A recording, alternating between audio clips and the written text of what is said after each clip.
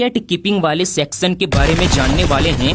तो अगर आप विकेट कीपिंग वाले सेक्शन में देखोगे ना, तो सबसे पहले आपको यहाँ पर ना निकोलस पूरन दिखेगा। ये इस मैच में ना इंपॉर्टेंट बनेगा, इसको ले करके चलना अपने टीम में।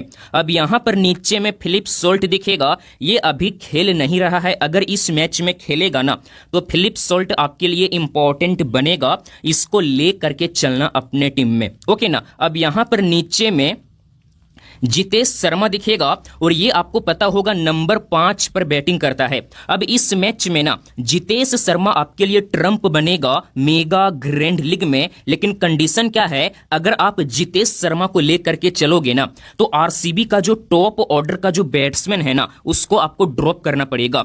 जैसे कि आपको पता होगा विराट कोहली और जैकोब बेथेल ओपनिंग करता है, उसके बाद पाडिकल रूल आउट हो चुका है, उसके जगह पर मयंक अग्रवाल खेलता हुआ दिखेगा। उसके बाद रजत पाटीदार है। तो इन सभी में से किसी एक को आपको ड्रॉप करके ना जितेश शर्मा को लेना पड़ेगा। मींस जितेश शर्मा को तभी लेना जब आप आरसीबी का जो टॉप 4 बैट्समैन है उनमें से किसी एक को आप ड्रॉप करोगे, उसी कंडीशन में इसको लेकर के चलना। अब यहां पर नीचे में आपको ऋषभ पंत दिखेगा। इसका फॉर्म अभी ना बहुत ही ज्यादा खराब चल रहा है, लेकिन ये आपको कभी भी ना बड़ा परफॉर्मेंस करके दे सकता है, क्योंकि ये नंबर 3 पर बैटिंग करेगा, टॉप ऑर्डर में बैटिंग करेगा और इस आईपीएल में अभी तक इसका बल्ला चला नहीं है, तो हो सकता है इसी मैच में चल जाए। मींस ऋषभ पंत आपके लिए तभी इंपॉर्टेंट होगा जब आप मेगा ग्रैंड लीग खेलोगे। सिंपल सा कंडीशन है, समझ में आ चुका है ना। तो ये आपका विकेट कीपिंग वाला सेक्शन क्लियर समझ में आउटिंग वाले सेक्शन के बारे में जानने वाले हैं। तो सबसे पहले आपको विराट कोहली दिखेगा, मिचेल मार्श दिखेगा, ये दोनों आपके लिए इंपॉर्टेंट रहेगा इस मैच में, इन दोनों को लेकर के चलना। अब यहां पर अगर नीचे में देखोगे ना तो आपको सिंपल सा आयुष भदोनी दिखेगा और रजत पाटीदार दिखेगा।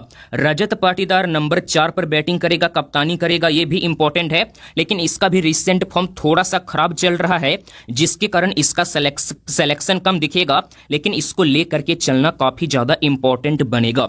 अब यहां पर आपको आयुष भदोनी दिखेगा, पिछले मैच में काफी शानदार परफॉर्मेंस किया था, आपको पता होगा, इसीलिए इसका सिलेक्शन आपको ज्यादा दिखेगा, तो ये आपके लिए इंपॉर्टेंट रहेगा। लेकिन अगर आप मेगा जीएल का टीम बना रहे हो ना तो मैं आपको यही बोलूंगा, आयुष भदोनी को ड्रॉप करके ना आप ट्रम्प प्लेयर को ऐड कर सकते हो, जैसे कि ऋषभ पंत हो गया। ओके ना। अब नीचे में देखोगे ना तो सिंपल सा आपको यहां पर ना आरसीबी की तरफ से टीम डेविड दिखेगा और डेविड मिलर दिखेगा, और इन दोनों का जो बैटिंग ऑर्डर होता है ना काफी आपको नीचे दिखेगा। तो अगर इन दोनों में से किसी को लेना है ना तो मैं आपको यही बोलूंगा, जो पहले बैटिंग करेगा उसको लेना। अगर आरसीबी पहले बैटिंग किया तो टीम डेविड को लेना, अगर एलएसजी पहले बैटिंग किया तो डेविड मिलर को लेकर के चलना। लेकिन कंडीशन क्या है, टॉप ऑर्डर को ड्रॉप करके लेना, क्योंकि अगर आरसीबी का टॉप ऑर्डर जल्दी आउट होगा, जैसे कि विराट कोहली हो गया, रजत पाटीदार हो गया, ये सभी जल्दी आउट हो गया ना, तभी टीम डेविड का बैटिंग आएगा और अच्छा खासा परफॉर्मेंस करके देगा।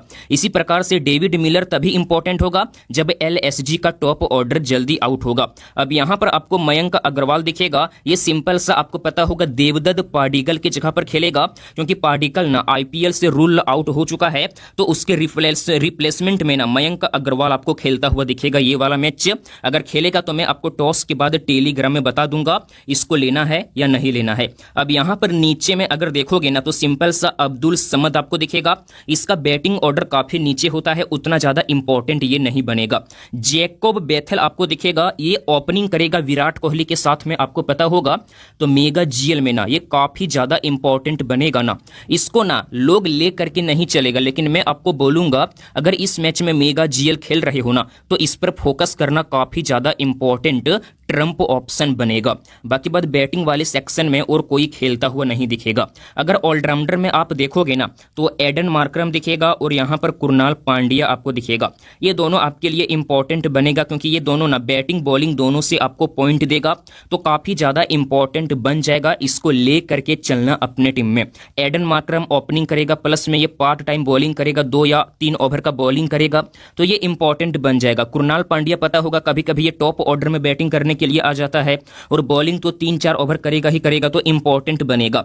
नीचे में रोमारियो सेफर्ड आपको दिखेगा, पिछले मैच में ना गजब का परफॉर्मेंस किया था, आपको पता होगा, लेकिन उसी कंडीशन में परफॉर्मेंस कर पाया जब आरसीबी का टॉप ऑर्डर जल्दी आउट हो गया था, तो उसी कंडीशन में ये इंपॉर्टेंट बनेगा। समझ में आ चुका है ना? मीन्स इन सभी का बैटिंग ऑर्डर ना काफी नीचे होता है।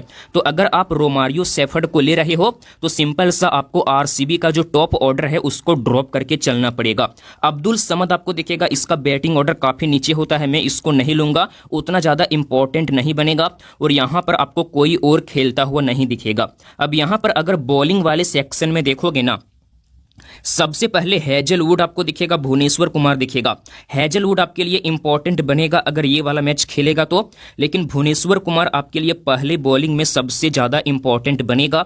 अगर आरसीबी पहले बॉलिंग किया तो ये इंपॉर्टेंट है, लेकिन सेकंड बॉलिंग करेगा तो इसको ना मेगा जीएल में ड्रॉप करने का रिस्क ले सकते हो, ठीक है। लेकिन स्मॉल लीग में आपको लेना पड़ेगा, इंपॉर्टेंट बनेगा। शार्दुल ठाकुर अगर खेलेगा तो पहले बॉलिंग में इंपॉर्टेंट होगा, सेकंड बॉलिंग में इसको ड्रॉप कर देना। यश दयाल का सिलेक्शन काफी कम दिखेगा, लेकिन अगर इस मैच में आरसीबी पहले बॉलिंग किया ना तो यश दयाल ना काफी ज्यादा इंपॉर्टेंट बनेगा। उस कंडीशन में इसको लेकर के चलना, ओके ना। पहले बॉलिंग करेगा ना तो मैं यश दयाल को मेगा जीएल में लेकर के चलूंगा। अब यहां पर अगर देखोगे तो सिंपल सा आपको यहां पर ना रवि बिश्नोई दिखेगा। अगर इस मैच में ये खेलेगा तो इंपॉर्टेंट बन जाएगा, इसको लेकर के चलना। और सबसे ज्यादा इंपॉर्टेंट बनेगा सेकंड बैटिंग में, सॉरी सेकंड बॉलिंग में। अगर लखनऊ सेकंड बॉलिंग करेगा तो रवि बिश्नोई इंपॉर्टेंट बन जाएगा। अब यहां पर आवेश खान दिखेगा, आप आसानी से देख सकते हो।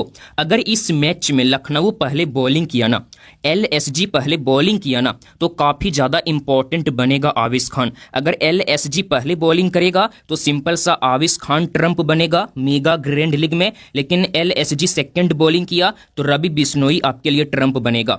दिग्वेश सिंह आपको दिखेगा, अगर इस मैच में रवि बिश्नोई और दिग्वेश सिंह दोनों खेलेगा तो इन दोनों में से किसी एक को ट्राई करना सेकंड बॉलिंग में। दो टीम बना रहे हो, एक टीम में रवि बिश्नोई को लेना, एक टीम में दिग्वेश सिंह को लेकर के चलना।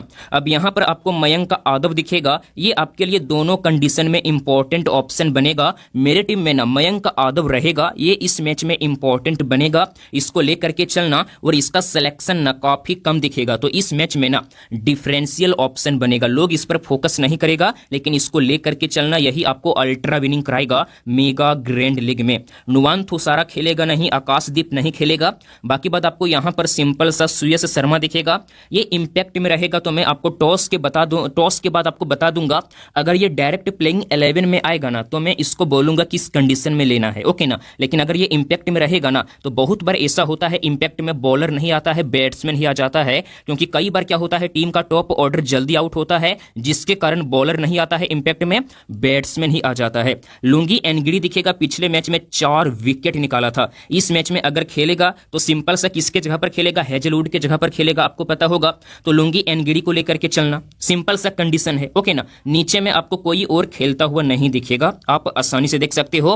तो इस प्रकार से मैंने आपको हर एक सेक्शन के बारे में बता दिया है, कब किसको लेना है, कब किसको ड्रॉप करना है और कौन ट्रम्प बनेगा। अब यहां पर मेरा टीम देख सकते हो जो मैंने